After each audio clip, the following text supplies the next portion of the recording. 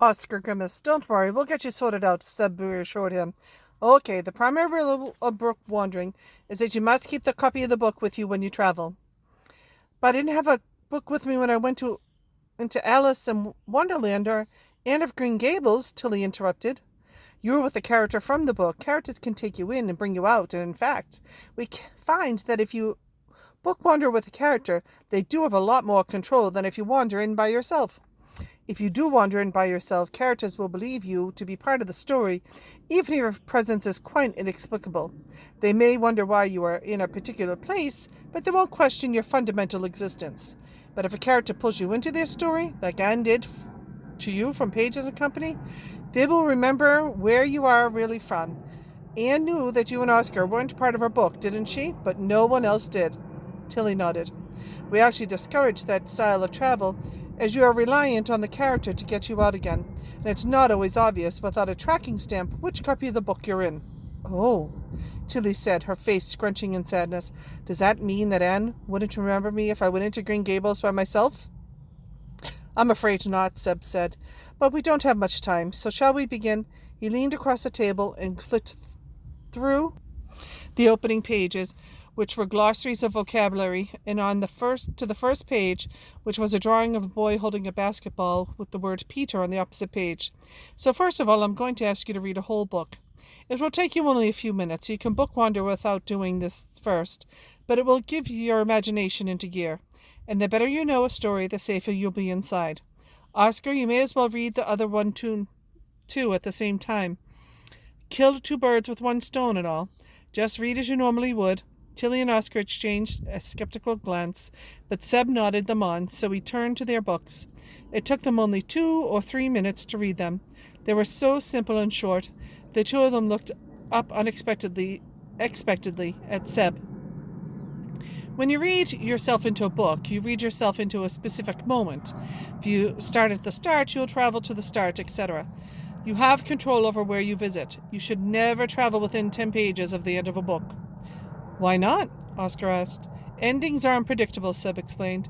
It is possible to visit the end of a book. In fact, many have tried in order to visit their favorite battles or weddings or deaths, but you need to be poised to return at the snap of a finger, and until you are much more experienced, we would ask that you do not risk it. Why is it more dangerous? What happens? Tilly asked.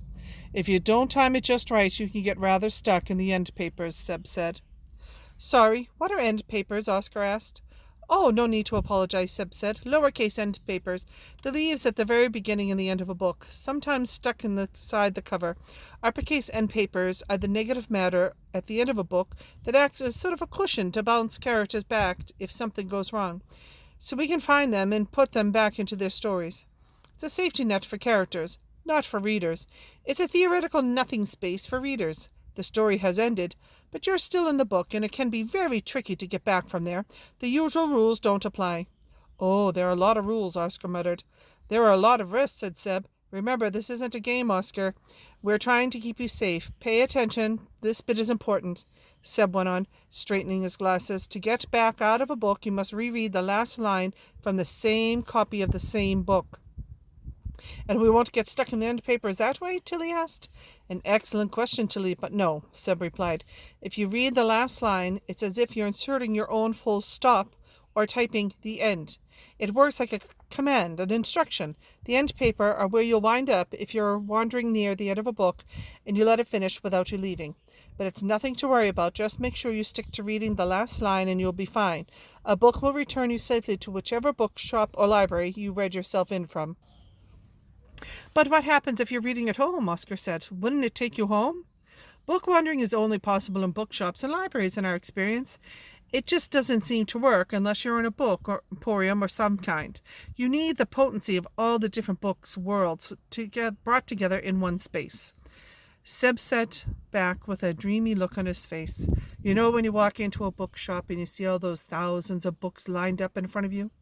That intoxicating feeling of knowing that behind each cover is a different world to explore, like thousands of tiny portals. That adrenaline rush just before you open a new book. The thrill of being surrounded by fellow book lovers. That is what fuels book wandering, and it comes to life in bookshops. Chapter 21. Time Works Differently in Books. Oscar interrupted Seb's bookish reverie with a cough, bringing him back down to earth. Anyway, sorry, back to business, Tilly. Do you want to have a go at reading yourself into a book? He flipped it open flat at a page that read, "Here is a toy shop." Tilly picked at it apprehensively. So I just read it like normal? Hang on. How come I haven't actually read myself into a book before? Well, you might have felt the little first stirrings of the ability before, without knowing what you were feeling. Have you ever lost track of time because you were so involved in a book, or looked up and it's taken a few seconds to realize where you are? When you stop being distracted by what's going on around you, and you're reading without thinking about the process of reading, that's your brain and your heart starting to sync with the story. But you have to read with the intent to bookwander. You won't ever fall into a story by accident, if you're still getting to grips with how it all works.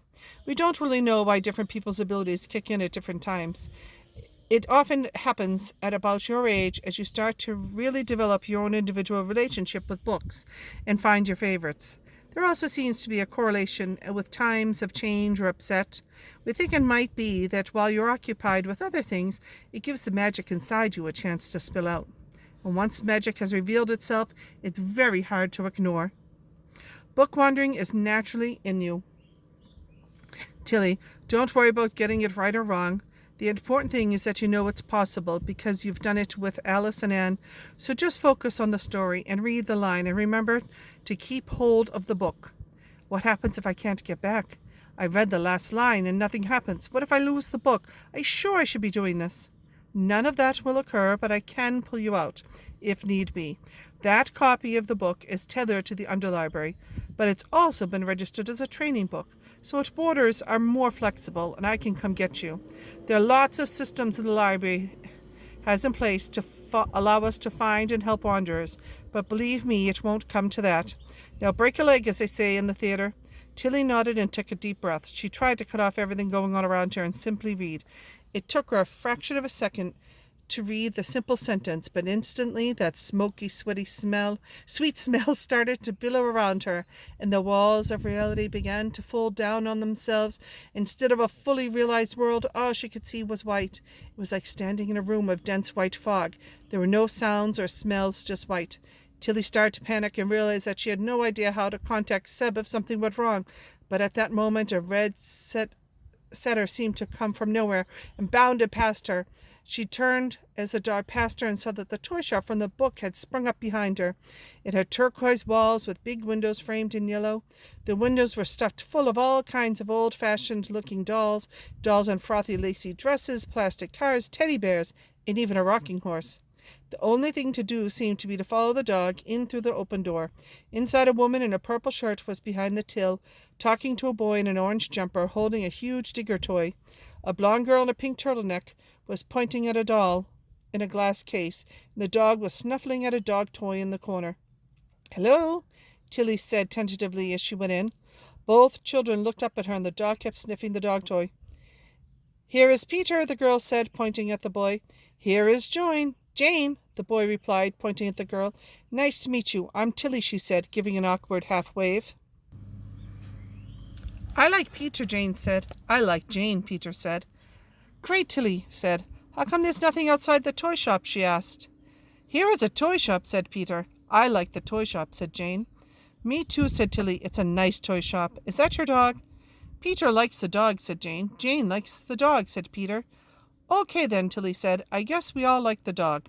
The one behind the counter didn't say anything." "Well, this is creepy," Tilly said under her breath. Am I allowed to leave here?" She flicked the book to the last page and read, "Here is Peter in the tree. Peter has the ball." There was a horrible moment when nothing appeared to happen before the toy shop dissolved around her and was replaced by the solid book-lined walls of the library. Seb gave her a big thumbs up, and Oscar looked amazed. "You were gone for like a second," she said. "Time works differently in books," Seb explained. "You know how books, swaths of time, get missed out? A new chapter starts the next day, the next week. You don't really know what's happening before them, or time it takes to describe something is even longer than how long it would actually take." Oscar and Tilly nodded. "You'll be away from the real world for roughly how long it would take you to read the..." passage, even if it feels longer when you're inside. But it can be unpredictable, I'm afraid. Seb pushed the other book toward Oscar. Okay, your turn. Do you feel like comfortable having a go? Obviously, we're not quite sure how your book wandering is going to manifest, but I feel happy enough to have you at the core ability required because of your adventures in Avonlea. And as I said to Tilly, this is a training book, and I can come and... But Seb's reassurances were interrupted by a stern-looking librarian with a sharp goatee and wearing black cardigan edged with silver emerging from the stairs. He looked at Tilly and Oscar with barely a masked curiosity. Sorry to interrupt, Sebastian, but could you come and assist with something that's arisen downstairs? A new bookwanderer has got a situation in Peter Pan, and we're hoping it's a simple administrative error you can unpick more efficiently than us. Seb tutted, but got to his feet. It can't wait? Oh, ideally not, the librarian said. He seems to have lost a lost boy. Seb sighed and turned to Tilly and Oscar. You two need to stay here, and do you understand me? Do not move. I will return as soon as I find your granddad, and he'll come retrieve you. He turned and looked at them over the top of his glasses. Stay here. Oscar and Tilly nodded as Seb followed the other librarian. Downstairs, they watched him over the banister as he joined a couple of librarians whose cardigans were also black and edged with silver. They were all walking briskly towards the circular main desk on the ground floor. The first one to reach it or swing open a door in the side of the wooden chest of drawers and disappeared inside. They're really into fancy cardigans here, huh? Oscar said. What are we supposed to do while we wait? Should we go and find your granddad? Seb told us to stay here. If they need Amelia to help with whatever's going on, then I'm sure he'll come to find us. I can't believe I didn't get a chance to bookwander, Oscar said. No offense, but I think they should have started with me because they know you can do it, but I still don't know if I can do it without you. Seb will be back soon and you'll have it a go. That book wasn't fun like visiting Avonlea anyway. It was weird and kind of dull. Where would you most like to go once we're allowed? She asked. Hogwarts. Obvious choice, Oscar said. I want to go to the Yule Ball, or maybe watch the Dragon Task from the Triwizard Tournament, or meet Luna. But what if you ran into Voldemort or Umbridge? Tilly said. And don't think that we'd be able to do magic. We'd be muggles. Well, what about Middle-earth? Oscar suggested. Way too dangerous, Tilly said. Ors, trolls, giant spiders.